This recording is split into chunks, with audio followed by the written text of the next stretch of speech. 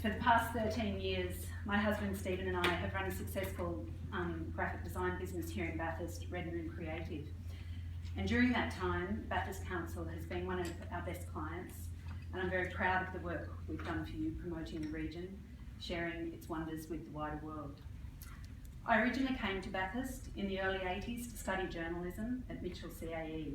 I studied with a young man from Bhutan, a tiny kingdom in the Himalayas, and after 30 years of planning, we finally made a visit there last year.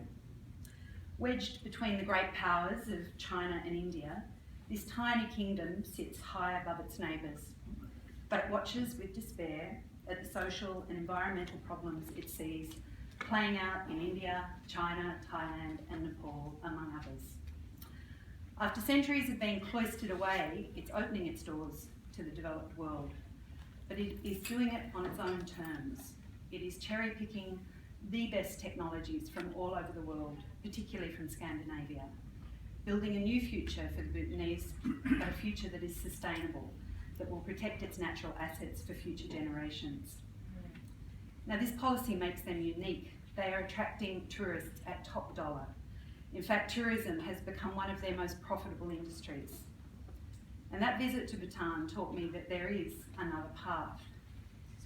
A little closer to home, we find ourselves in Bathurst, watching on as the Hunter is transformed into a slag heap, as Centennial Coal despoils pristine waterways in Lithgow, as the Bylong Valley falls at the hands of corrupt politicians, as the people of the Liverpool Plains struggle on to protect their precious farmland, as a gold mine in Orange holds the city to ransom over its water supply and pollutes the neighbouring countryside, and as the Cape Dee Valley finds itself under threat. I've realised, watching over the last few weeks, what an incredibly important decision this is that you are facing, because you are about to choose a future path for us. As I said on the blog post last week, which I sent to you, I hope you've had a chance to read it, I was thinking about writing that post from a different perspective, from an historical perspective, 100 years hence, through the eyes of someone looking back at the major decisions, the major turning points of the Bathurst region in the early 2000s. And through those future eyes, I was envisaging two scenarios. One, a council with the foresight to protect its resources and promote steady, sustainable growth.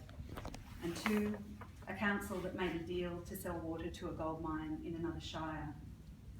That post I wrote last week drew a lot of comments about courage and bravery. Can I have a minute more? Yes, sure.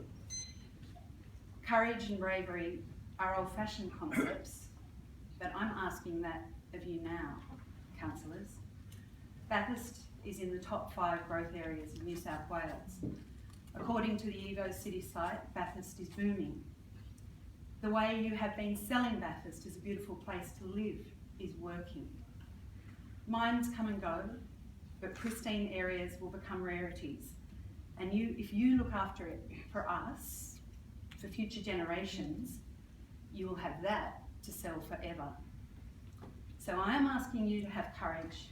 I'm asking you to be brave enough to say, thank you, but no thank you. We don't have to eat everything at the buffet. We're going to take a different path.